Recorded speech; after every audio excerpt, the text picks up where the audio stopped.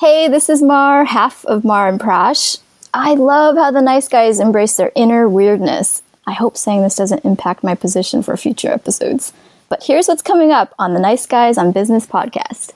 You're on the Twitter responding to people. I'm surprised that somehow, these assholes are like, oh, I'm on Twitter. Yeah, but you're only broadcasting. Yeah. You're not responding to anybody, you're not having conversations, If you're too busy to have conversations don't say, hi, how are you? And then I tell you and you're like, oh no, I have to get back to work. Well, then don't ask me how I'm doing. I don't need you to tell me how fucking good my coffee is, okay? I'm the one who buys it. I know how good it is. I buy the gourmet expensive stuff because when I drink it, I want to taste it. But you know what's on my mind right now? It ain't the coffee in my kitchen. It's the Nice Guys on Business podcast. Need an education on how to grow your business? The Nice Guys are here to help. Learn about great customer service, networking, and how just being nice can help you prosper. Now, here are your hosts, Doug Sandler and Strickland Bonner. Strickland, start the fucking episode. Oh, maybe that was the beginning of the episode. Welcome back, Funkin' fans. It's Friday, so Friday means insanity and craziness. And since I just added a square to the bingo board that is punchline sound effect played, maybe I'll actually start with those. Well, just like that, just so somebody can mark that square.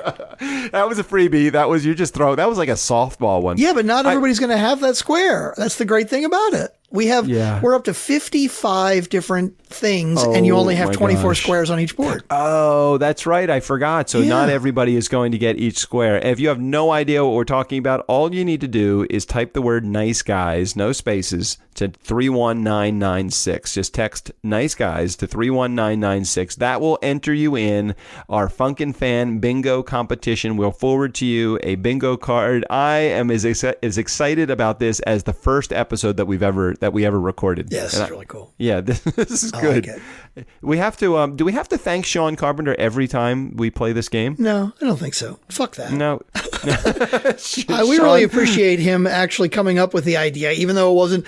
I don't think he was actually bringing it up as like, hey guys, why don't you try this? He was saying it as a joke, like, hey, I'm trying to hit all the buttons because I'm trying to fill in my bingo card, which is a great joke, by the way. But it really spurred us on to have this idea that we ought to just do this. It's actually better. The more things that we come up with, the less probability of them having them on their card, which means it will be less chance for them to win. Exactly. So it makes it more challenging. And the reason we say that is we're really worried that, like, in one episode we're going to have 5 winners because we do many of these things. We will. Well, the thing is, it's got to be not only on their card, but it has to be in a straight line. That's the other great thing with bingo is you could get 5 or 6 or 7 or 8. You could even get 10 squares covered and still not have a straight line.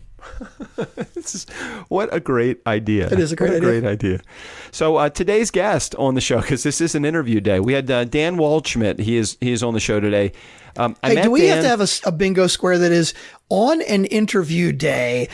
It's more than a minute into the episode before the interviewer's name gets mentioned. There's been many episodes that it's been well longer than a minute by the time that we get to the end. Some episodes we're like 10 minutes in. Oh, are you just talking about the fact that we've even mentioned the guest name? Right, exactly. Oh, we don't even say the guest name until at least a minute into the episode. Now, forget that. It's too hard to explain. I was talking to Dan, the guest who I'm interviewing today, Dan Waldschmidt, and we were talking about podcasting, and he so loves this idea of having his own podcast, don't you, Dan? That that he does love the idea of having his own podcast. He was thinking of like good names for the podcast, and he goes, whatever the name is, pretty much I must make sure that the word fuckery is in the title of the podcast. I love it. Hey, Doug, that's how cool. If he wants to start a podcast, I bet he could go to turnkeypodcast.com and they could help him out a lot, couldn't they? Oh my gosh. Way to work in a commercial, Strickland. Very good. Yeah. Very good. So anyway, turnkeypodcast.com. Is that who's on the show? Oh, no, I'm sorry. It's Dan Waldschmidt. So Dan is, he's an edgy, what's the name of his edgy conversation? Edgy, what the hell? Oh, you mean his company? Oh, yeah. The Edgy Empire. Well, he's got a whole edgy theme going. Well, I love it. I wanted to bring up, you send a questionnaire out before you interview anybody and you ask all kinds of questions like I need contact information. What do you want to talk about? Right. So a couple of things that are great from his questionnaire. We need your Skype username too. In all caps, he wrote, I hate Skype, which is like, we're fine with because we fucking hate Skype too. You are an expert in what industry? He says, shit. I don't know. And are there any specific questions you would like the nice guys to ask? Nah, I'll do it live. Yeah, he's definitely he's a bold kind of guy. He's a little edgy. I mean, I think for an ugly guy, he's really quite edgy. Yeah, I love it. I called him ugly a couple of times on the show. You know why? No, why? Because he's really good looking and he's intimidating to me. Yeah, Was he flirting with you though? Like Noah Kagan? No, like Noah Kagan. Yeah. No, maybe he was a little bit. I don't know. Well, you know what? I think he's kind of enamored that Dave Sandler is my dad. I think that was one thing that he definitely kind of I think he got a little excited about that. I was enamored when I found out Dave Sandler was your brother. Oh, that is very true. Detour Dave. I knew Detour Dave. I mean, right, Detour Dave's been doing traffic on 98 Rock since I was a kid. I have something to tell you, Strick. Yeah, what? Let's see. What day is the show airing? The show 31st? Is airing on the 31st. No, I'm sorry. June 2nd. June 2nd. Oh, okay. This is definitely free to explain this. My brother got, He got shit canned? Yeah, yep. He's not on 98 Rock? Is he on any radio stations? He the last day that he is going to be broadcasting on WBAL and 98 Rock, unless he cuts a new deal with the station. Yeah. I mean, my brother's a free agent right now. I mean, he's out there. He's working this hard. He's working his angles right now. He's trying to get a new gig. How cool.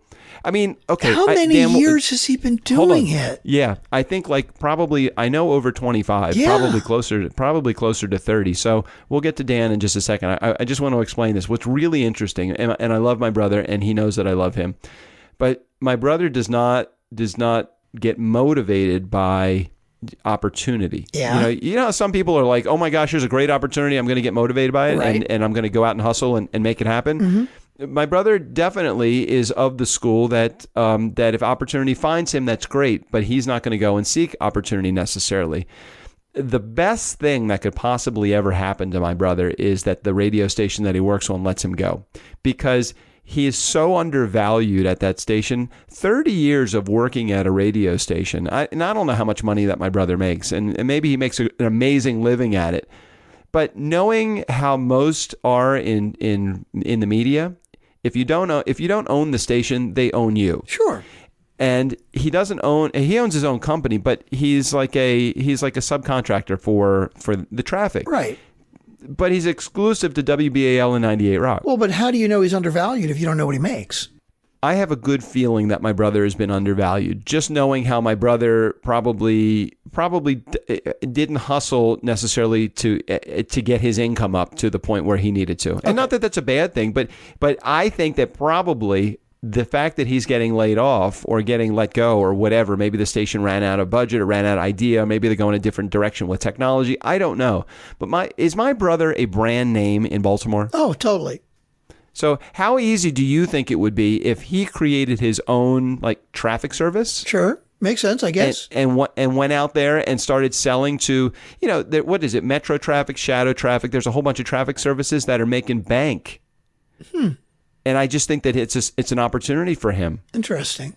To really do his own thing. I don't know that industry at all, and this is an interview with Dan Waldschmidt today, so we probably shouldn't get too far off the topic, since it is my job to keep you on track. Hey, okay. Mar, our executive producer, Mar, you can chime in anytime and say, Doug, we need to kind of stay focused on the topic here.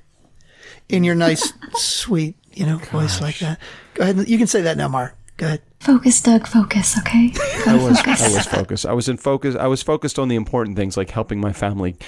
I know you need to help the family. It's all about the family. Yes. You need to focus on the show now. Wow. Jeez. She needs more of an authoritative voice. No way. I love that. I love the fact that it's like she's saying... It's like the control room voice. Hey, Doug. Hey, could you please fucking focus on the show right now? See, I love the dichotomy of that. It's like she's like, hey, Doug, I'm the boss. I need to tell you what to do. Yeah, I'm gonna do it in a really gentle, quiet voice. But Doug, you need to focus on the fucking show. It's Dan Waldschmidt. I love that. I think it's hilarious. That's a great Mar, imitation, Strick. Is that what you were trying to? Is that what you're trying to say, Mar? If it is, yeah. Even there, it's not like yes, Doug. It's yes. It's so apologetic. I'm trying to help, Doug. I'm really trying to help. I'm dying. Oh, Mar, I'm so sorry to make fun of you. I just think it's so perfect. No, you're not. You're not sorry. No, I'm not sorry. I hope you're totally not offended by it because I think it's absolutely hilarious. It's so perfect. Let's look at it this way. Okay, you called Mar colored earlier. Don't even you did that. I called her a great color commentator. That was what I meant. All right. Hey, Doug, fuck you. Yeah. Okay, if somebody didn't get on the square yesterday, more squares. Oh my gosh, so many squares we're filling out right now. Wow. Okay, all right. So we'll talk about my brother next week because we can do that. I think that if we put him as a topic for Tuesday, I'm actually going to try to get my brother on the show on Tuesday. How about that? I was just about to say that. Bring him on. Yeah, that would be kind of cool. Mar! Wow. I don't think I've ever heard you drop the F-bomb, Mar. I didn't. I said bring him on. She didn't. Oh, I thought you said fucking bring him on. No, I said... She said, how about you bring him on? Oh, okay. Yeah, I heard that totally wrong then. I was like, oh my listen God. To the reel. Where did that come from, Mar? Fucking bring him on. Okay. Yeah, I thought I might have heard that wrong. Okay. I think you hear what you want to hear. Oh Apparently. Apparently I do. Yep. That's typical of a guy. We hear what we want to hear. Speaking of guys, Mar, when are you going to get that guy out of your apartment? So you're saying there's a chance. So you're saying there's a chance. Yeah. Okay, get back on topic. Come on. On topic. Sorry. Thank you, Mark. Dan Waldschmidt, let's just get to the interview because he covers it all. We do have a really fun. We laugh a lot in this episode, so we have a really good time. Any more housekeeping things before we get to the episode? We're proud to be affiliated with the C-Suite Radio Network and the Greatness Podcast Network as well. Oh, and as of the recording of this, we may, as of the next episode, have actually an advertiser on the show. How cool would that be? That would be totally cool. All right, let's get to the interview with Dan Waldschmidt here on the Nice Guys on Business podcast. All right, so if you want business as usual, fuck it. This is not the episode for you because Dan Waldschmidt, I said Waldschmidt, so I said it right. Okay, he is not that guy. He's leading edgy conversations everywhere he goes. No, this is not the episode for the faint of heart or the faint at fuckery, all right? Here it is. We are going to get down to business shenanigans and maybe even some show off of it. Maybe, Dan, you got some six-pack abs, dude. Holy fuck, what is that all about? Way to get ripped. Welcome, Dan, to the Nice Guys on Business podcast. I got business in there. I got your abs in there. I got fuckery in there. Anything else I can get, Dan? Well, I got to tell you, I was speaking probably 6 months ago, and this very sexy older lady came up to me. Watch, it's my mother. Be careful what you're saying. That was my mom. she came up to me and she grabbed my arm and she looked at me like right in my eyes, which for me, I'm like very much in my way too close for comfort sort of circle. No matter how sexy you are. And she just looked at me and goes, "Are those your abs?" And I was like, I was signing books. Literally, there's probably 100 people in this line. I'm frantically trying to get people to their lunch. And she said, and I looked and I said, what? And I started stammering like a third grader. And then she holds up her phone. Where she's got my Twitter profile out. She said, "Those your abs?" And so I started to pull my shirt up just to show her. And then she was just like, no, not here. Not here. Here's my key. Anyway, I was sitting here thinking, and of course there's a whole 100 people watching this, and she had two eyes just locked right on my eyeballs, and I was like, damn. Oh my God, what did we start? What happened? Well, dude, I mean, for an ugly guy, you actually are pretty good looking. I mean, that's what I say. Listen, if you have a good bag to give me, I'll entertain the hell out of you all day long. Oh my gosh. Yeah, it's really interesting. Nice Guy community. I know that you'd be very interested in this. Go over to Dan's site. We'll make sure we put a link in the show notes for it, but go over to Dan's site. Almost the first, he throws it right in front of you because automatically, as soon as you go to his website, he's taking his clothes off. I mean, and this is a business guy. I mean, I'm trying to think what connection is there, and then I'm like, fuck it, there doesn't have to be a connection. He actually has really good abs, and I'm a little jealous of your abs. Listen, if you train, 70 to 80 miles a week, running. You know what I mean? Listen, that's all I got, man. That's all I got. Dan, I sit 70 to 80 hours in front of my computer in my pajamas. That's about all I do. I podcast. I go out every once in a while and speak so I can actually make a living, so that I can actually support my habit of podcasting. And then I come back and I do more podcasts. It would seem like you. And when do you clean the pipes? It seems like you need to, like you would be someone sitting in front of the fireplace with a pipe, Sherlock Holmes style, just puffing every once in a while. Hey, puffing out smoke. We'll get to this in just a few minutes, but my dad was an avid pipe smoker, and every birthday I would get, this is before we realized that smoking was actually bad for you. I used to get him like pipe tobacco and a different pipe, and I have my wife actually has a tobacco holder that would have been like the kind that my dad would have, and every once in a while I open it and I just smell the empty pipe tobacco holder, and I smell like what my dad would smell like with this pipe, and it brings me back in such a good thing. That's not what business is all about anymore, smoking pipes and that kind of stuff, is it? No, it's definitely not. And for those of you listening, I've got a funny story to tell you, all true. I'm talking to Doug, our first or second conversation. I don't know. We had traded some conversations back and forth, and we start talking, and I didn't put two and two together, and I'm just talking about how what the greatest sales book I'd ever read was, and I'm talking about Dave Sandler, and I've read 40 or 50 books, and blah blah blah, how amazing it is, and then Doug just gets quiet for a second. For those of you who know Doug, he's always got some smart ass remark, which is awesome. Yeah. And he just is quiet, and he says, "Yeah, that was my dad." And I was like, "What?" It caught me by surprise. I was like, oh shit! Well, but Dan, you don't even know because as a non-listener, new friend of the show, and hopefully you will be a listener to the show moving forward after you listen to this amazing fucking episode that we're going to put together with you. But I don't even share with the Nice Guy community anything about.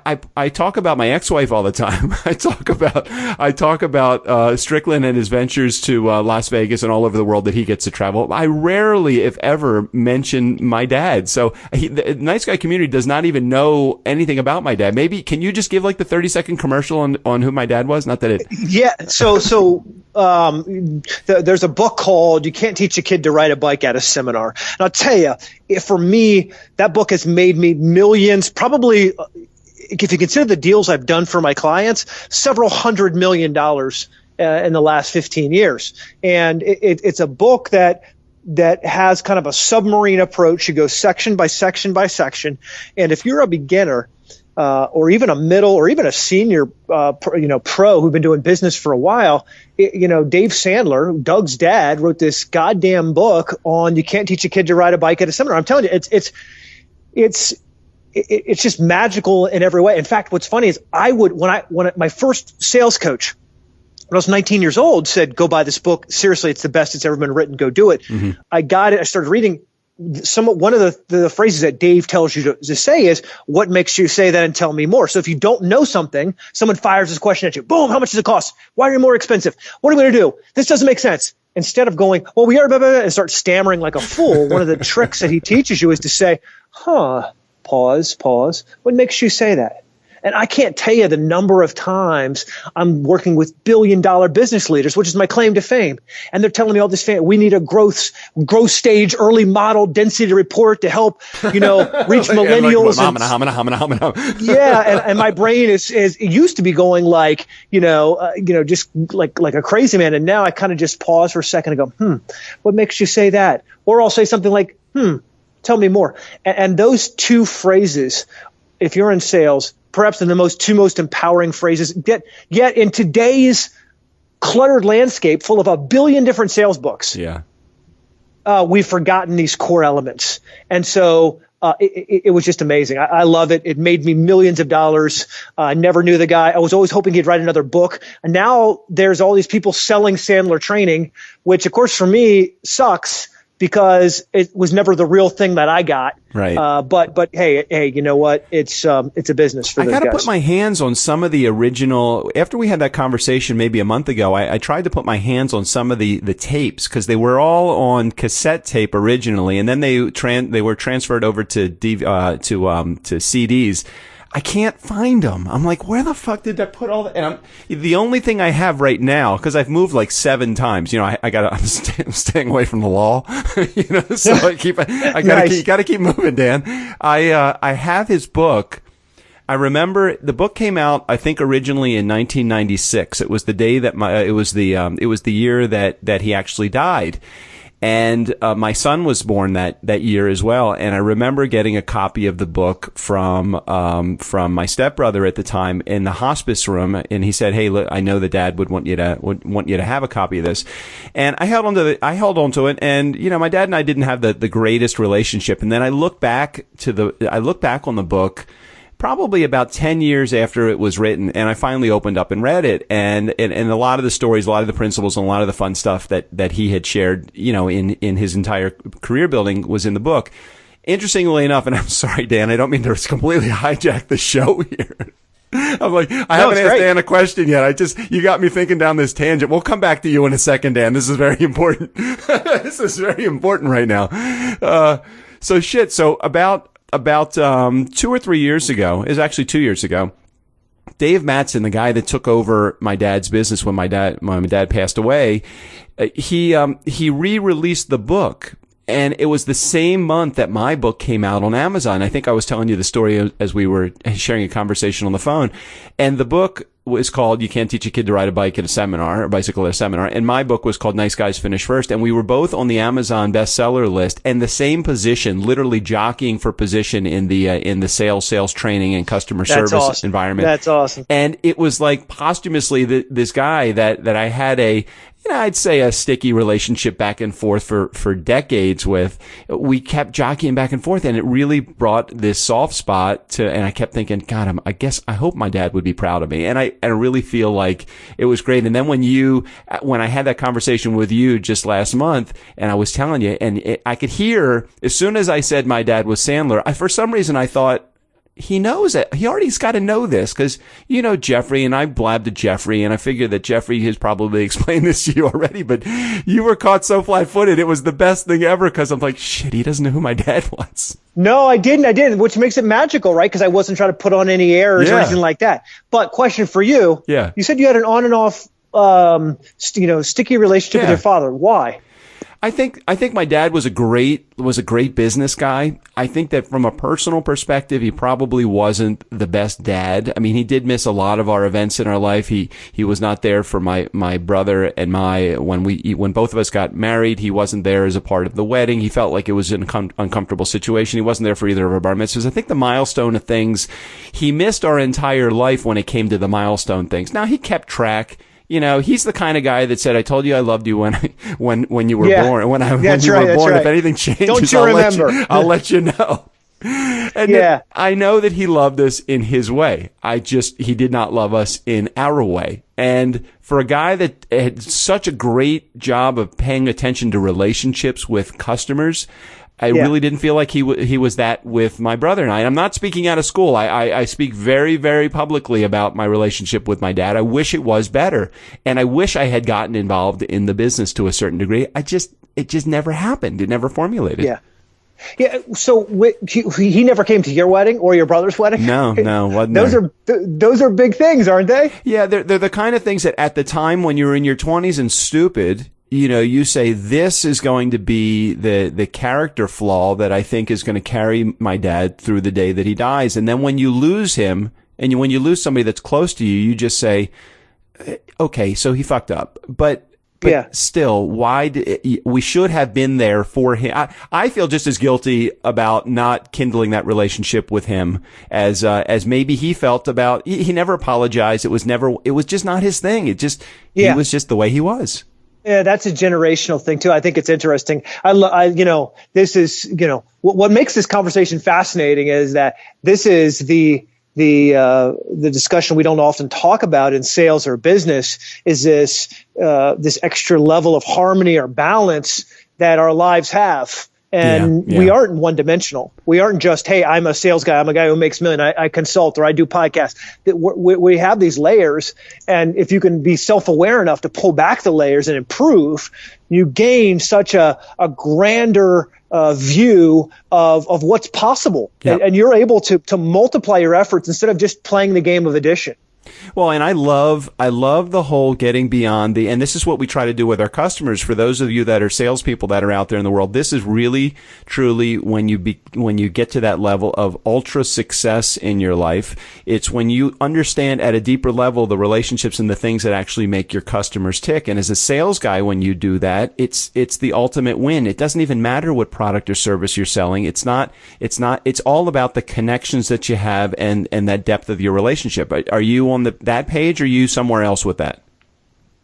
No, I absolutely agree with you. I think this ability to see beyond what is very powerful. I grew up in D.C. My dad was in government and politics, was the deputy secretary of the Army under the old George Bush, and then worked as one of the deputy directors of the NSA. So I grew up in D.C. my entire life. And my dad had several phrases, and one of them was, D.C. is a place where even your friends will stab you in the chest. And the second one that I often say tell my teams, by the way, our office is downtown 19th and K, it's where we're headquartered out of. Wow. Is always what it's not. It's always what it's not. So when I would meet with these people in DC when I was young and delusional, they would come to me and say, "Hey, budget's not an issue. Here's what we need done." And you would fall prey into, well, he's told me budget wasn't an issue, so it's not an issue. And I learned that was a trap, and to push back, violently on that, what it appears not to be is always what it's going to end up being. And so I would say, when you say you have budget, what sort of budget? And again, I would use some of those Sandler techniques when you say it's not an issue, when is it not an issue, and for how long, and for how much? Because most people who come to me have a budget or some sort of constraint. What's your constraint? So we had to push and push and push. For the rare times that I was wrong and it wasn't budget, okay, I came out ahead because I challenged it, but I was aware of what it was. And for those likely times when it was an issue and always going to be an issue, I got that up front. And so I learned that. Some of the secrets to that, but that comes from being self-aware. I look at your website, and it's got a lot of focus, but it also is in a few different directions. I mean, business strategist, keynote speaker, ultra runner. I love that. You have that on your website as well. Hell yeah. So make the connection, because put all those things together. Being a business strategist is definitely not the same as being an ultra runner, although I can see that discipline and dedication to oneself is definitely a part of business strategy as well. Is that where the connection is, or is somewhere else? Yeah, that's part of the connection. I wanted to share a little bit about who I am on danwaldschmidt.com, right? Just to let people know. Look, as much as I go out and shake hands and kiss babies and appear in places where my prospective clients might be, the reality is that most of the world won't take the time to get to know me. And that's okay, by the way. That's not their fault. They've got their lives and probably more fascinating things to do than to check out my shenanigans. But I wanted to share a little bit of what makes me different from others. Look, I'm 38, add 10 years to that, and I'm an old white guy who's a consultant. Right? Then what am I? I'm even older than that. So it's like, so what makes you different? I wanted to say, look, I'm a former MMA fighter. I didn't put that up because that would be kind of weird and the list would get longer. But, the difference is the consultation that I deliver, the strategy is not just idea based, but it's based in this rich experience of conquering norms, right? Disrupting activity, achieving impossibilities. It's just, some people wake up and go to work on spreadsheets. I'm waking up and saying, what's something I can challenge? What's an industry that I can disrupt? And what that's led me to do, both that personality. And by the way, I think a lot is personality based. It's a little bit how I was raised. I'm now in 14 different countries, 15, 16 different countries. I lose track. On 30 different verticals. So it's not being buttonholed into, hey, healthcare, although we've got lots of healthcare experience. It's not just insurance and it's not just IT, but it's a full gamut of clients all focused on one thing. They somehow have a problem where they're stuck and they're not sure how to get around it or how to achieve greatness or how to execute in spite of turbulent times or lack of information. And I think I now understand. I now understand the answer on the Q&A that I sent to you. What industry you're an expert in? And I'm quoting you here. You go, shit, I don't know. That's true. It's so true. And until I started looking at your website, I'm like, oh, now I kind of get it. You are in many. It's almost like you can be a chameleon as long as you have the right skill set involved. And that's where Edgy became a real help to me, because as I was building my own businesses, I didn't have like a formula. And I was learning, and I thought, oh, how do I do this? And how do I do that? And what am I missing? And what do I need to bolt onto this? And I just had this deep longing to figure this whole thing out. And so that's what ultimately the book became, was 4 years of work looking at what ordinary people do. And we came away with the 4 qualities of extreme behavior, disciplined activity, a giving mindset, and being human. So when I'm able to go in front of a client, so perfect. I mean, sorry, I don't mean to interrupt you, but those are like, I did not see those anywhere. And I'm like, as soon as you just said them, I'm like, that is totally fucking it. Yeah. Especially that last one, that being human. Yeah, that's right. If you can combine all 4 of those together, it doesn't matter what vertical I'm in. So I've worked with Oracle. I helped them a few years ago be the fastest growing region in the world.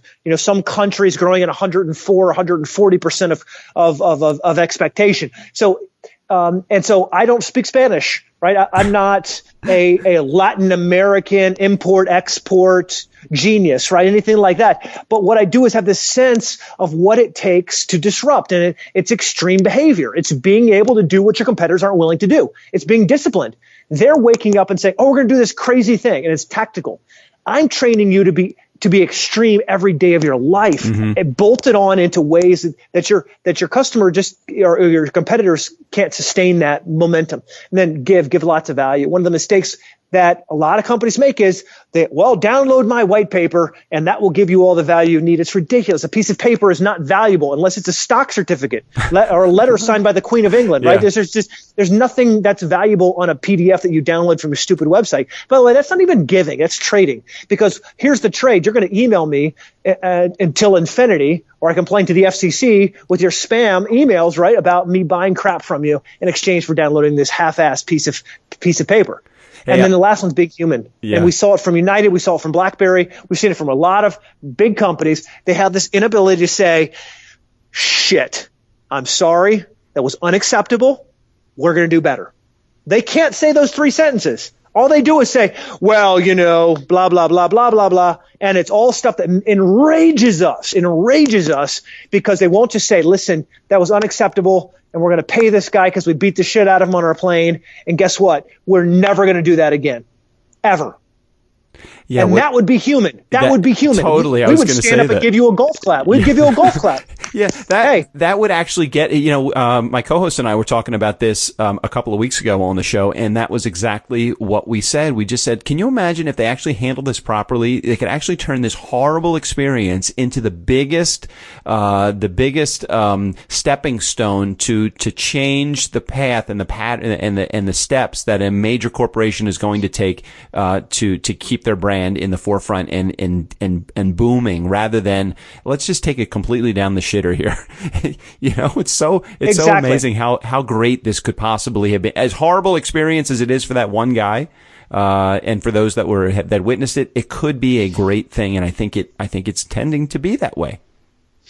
Yeah, the reality is that when we lose track of our humanity, that's the beginning of dark things. I mean, often I'll say this to our team: inspiration is what we lose after we stop looking for it. And that is not just some foo-foo sort of phrasing that you put up on a meme or put up on a post around your wall. I mean, it's really this understanding that no matter where we are, our mission isn't to get across the finish line. It's to constantly move forward, move upward, keep moving to get to that next place, that next level. And by the way, that's not to say we can't celebrate our wins. That's not to say that we can't enjoy the moment. All it's saying is that, look, no matter how good you may be, there's always another level of greatness, another level of giving you can provide back to the world around you. And often what happens is someone says, oh, I want to make $1 million. I want to make, I want to do this thing. I want to do that thing. And then it grinds to a halt, or you want to achieve a certain level. I want to be CEO. And because you're not challenging yourself, when someone challenges you, you immediately play defense. That's your first reaction, is to play defense rather than to embrace the challenge as, how do we do this in a way that's edgy, extreme, disciplined, giving, and human? From the website that you have, and from a lot of the research that I've been able to do, and the conversations I've had with others that are about you, yes, I have been talking about your back a little bit. I wanted to find out just who this guy was that I was going to have, because you were like all over the place in a good way. You were all over the place. You're an excitable guy, and that's kind of how I am too. And I kind of like to run with those kind of guys in my life because it makes me feel excited about. It's like I don't really give a shit what I'm doing as long as I'm with other people that are excited about it. Let's run. Come on, let's go. You like that main stage, and I can tell that. And on your website that comes across, and in the videos that comes across too. How much of selling and management style is really theatrics, and how much is not that I'm saying that you're not genuine, authentic. I know that you totally are genuine and authentic in what you're doing, but how much is theatrics, and how much is genuine and authentic self coming through? So here's I don't even know how to answer that question. That's too smart of a question. but maybe I can be a politician here. Hold on a second. I got to find my bell. Hold on. That was the first smart question I've asked 380 episodes in. Ding, ding, ding. That's awesome. Okay. I love it. So let me pivot slightly off of that question and say this. It's a sense of mission and purpose. And you don't see it on this website, but on a new website, our mission is to provide radical help for people who want it. It's that simple. Radical help for people who want it. So there's three things there. You got to want it. It's help. It's not just ideas and strategy. It's help. It means we're going to grab your hand and help you. And then it's radical. So it's not ordinary. It's definitely extraordinary. And that's what drives us. We get up with that sense of mission. And one of the amazing things about this millennial generation who get thrown into the bus all the time is they are demanding more of our organizations. They are willing to stand in the freezing cold in New York City with signs, with porta-johns, right, as a bathroom instead of a gold-plated, executive, restroom. And they're able to say 1%. Is not this is not right, the 99%. They're able to have these discussions. They want a sense of mission. Generation Xers and Yers and Boomers, we all want money. Dangle the money, dangle the bonus in front of me, dangle the stock in front of me, and I'll go perform, not because of an internal driver, but because of the money you're giving me. Now, there's nothing wrong with that. I'm for capitalism. The system works. Let it keep working. But here's what I'll challenge us on. We've got whole companies that really have no purpose other than to make shareholders money and to enrich the senior leadership. Mm-hmm. That's it. They have no sense of mission and purpose. And so as the winds of Wall Street change, as the winds of economic factors change, all they know how to do is, freak out and try to figure out how to make more money. And you bring millennials into that and they see through it. They see through it because for the first time we have a generation challenging us to have a sense of mission. Now, how does it go to answer your question? I'll say it simply this, is that if you don't have a sense of mission, it's very easy to just live a life that is bland and blasé, and there's no passion inside you. And what you're hearing from me is not something that's scripted. It's just me saying, look, man, I want to do things that change the world, right? And if I'm going to do it, God damn it, I'm going to do it. I want to do it. I want to be the best. And we're going to keep changing and improving and bettering ourselves until we get to where we want to be. And I think that's where often in sales or in business, we don't stop and say, what's my mission? What's my purpose? We just say, oh, I need to roll out these products. And I've got clients who are upset. And I've got these very transactional sort of things. But underneath it, there's not a sense of purpose. And if you don't think that Dan is legitimately this way 24/7, just go to his website and check out the video that is on the homepage, danwaldschmidt.com, and we'll make sure that you get a link right in the show notes because it's a fucking hard last name to spell. Can you just, Dan, could you come up with something easier than that? Jesus. I'm trying. When I get famous someday, I'll change it to like Smith, Dan Smith. There you go. That might be a little bit more challenging. Hey, we're running out of time, but I have just a couple more questions for you. Pick one of these that you think would be right for you. Okay, you ready? I'm going to give you 3 choices. You pick the one, or you can go off the board and come up with a whole different one. Here we go. Choice number 1. Ready, fire. Choice number 2. Fire. Or choice number 3. Aim, fire. Any of those belong to you? Oh my gosh. I feel like we're a combination of the first two, but I felt like this in sales. You can't predict when you're going to be successful. Yeah. You can't. Or one of the misnomers is if you follow the 7 steps that I've written in my book or whatever. I haven't written a sales book, but if you follow the 6 steps in my curriculum and my online course, you're guaranteed to make it work. And that's not the truth. The truth is you have to live a life of fitness. Why? Spiritual fitness or mental fitness, physical fitness, financial fitness, because you can't predict exactly when your opportunity for greatness will come. And in every generation, there have been people who've been ready, and they've been ready, and they've been ready, and they've been ready, and the opportunity presented themselves, and they were the ones who recouped their reward. They were the ones who have the badge of all-star. Why? They made themselves ready. We have a lot of salespeople who get to work late, underprepare for that big presentation, barely squeak by on quota, everything is last minute. They're not ready. They're not fit. And then when opportunities come by, they're like, oh, I wish I had an opportunity to do that. And that you do. You have an opportunity right now to get fucking fit. Yeah. Put aside money you don't need. I met an amazing principal. I was speaking in Maine to about 400 principals in the last couple days, and I met this amazing principal. She lives on a salary with a PhD of about $55,000 a year. Right, for all those people saying that teachers are getting rich and doing nothing, shame on you. That's not what's happening. And every 2 years, she goes on a trip, and she spent 10 days in Portugal, and she saved for 104 paychecks. 104 paychecks, setting aside a little bit of money so that she can go to Portugal for a few days. And that fucking inspired me, because here's somebody who's ready and they're living fit so that they have an opportunity to do what they dream about. And the rest of us look at her and go, I wish I could do that. I probably make 50 times as much money as her. I don't know. Right? I make a lot of money, and I say, oh, I wish I could go to Portugal. Guess what?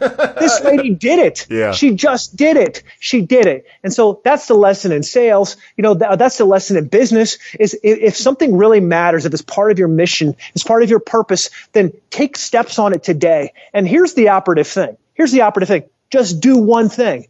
Can you imagine how far down the road of success you would be right now if you just did one thing a day? One thing that matters. That's it. Not 100, not this massive sprint of I'm going to get it all done by tomorrow. But what if you just did one thing today? You would be surprised at the momentum and the relationships and the goodwill that would propel you towards where you want to be. And that's our calling today. Do one thing.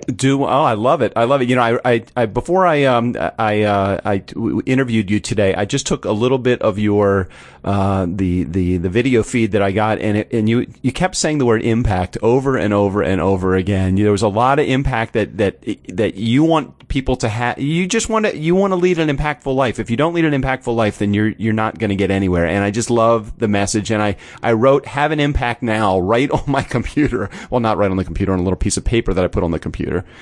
And it's so true. We need to do more, and we need to do more. And this has been such an amazing interview. I mean, thank you so much, Dan, for your insight and for all of the great things that you're doing. And if our listening community wanted to get a hold of you somehow to get more information about what they can do to actually do that in life, how can they reach out to you? You can find me at danwaldschmidt.com. And look, you don't even have to be perfect at spelling that. If you just type in Dan and Waldschmidt as something close, Google will redirect you to our barnyard of nonsense. So yes, feel free. I'm on Twitter. I'm on all the socials, but I like Doug and I were talking about before we jumped into this, I'll actually respond to you if you send me an email. I answer my phone. I do all that shit. I'm busy, but if you're in the pursuit of awesome, I want to get along beside you and help you. And that, I think that's a big difference. That's our mission, to help people who want to be awesome achieve that. I think that you will be seeing more of Dan, not only on our show, but we're going to figure out how to do something together, because his level of excitement and energy, and just the fact that I was doing the math, I think that 50 times 50, I'm sure it's something like $172.42 a week. If I can somehow attach myself onto that, that's what I really want. Game on. Listen, I got to tell you, game on. We are making those Benjamins. At least a Benjamin and a half. Benjamin or 3/4. Man, hey, thank you, Dan, for being a part of the community. I hope to have you as a listener now, and thanks for being on the show today. Thanks for having me. Hey, Nice Guy community, never underestimate the power of nice. Again, special thanks to Dan for being on the show. We'll make sure we put all of his information in the show notes. Steve O'Brien, please take us out of here. For the Nice Guys on Business, I'm Steve O'Brien. Fill up your week with the Nice Guys. Side effects may include tingling, numbness, urinary incontinence, the need to watch the Kardashians. If you have an erection for more than 3 hours, call your friends to brag. The Nice Guys on Business is not for everyone. Consult your physician before usage.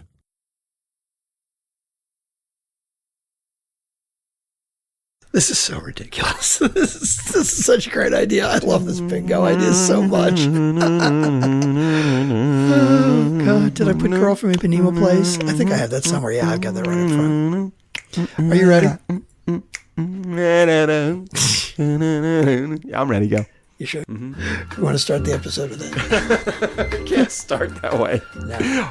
Already feeling. You definitely can. We'll get banned off of YouTube for that one. And who cares? Like, nobody's listening on YouTube anyway. Oh, God. Strickland, start the fucking episode. Oh, maybe that was the beginning of the episode. Welcome back. Okay. Well, I'm exhausted. Damn. That was good. You guys are crazy. That was we kind of are. But ridiculously. this is what we do. Like every fucking week, it's just stupid shit. And when we have like Sean or you on, it just makes it that much more fun. Hit stop.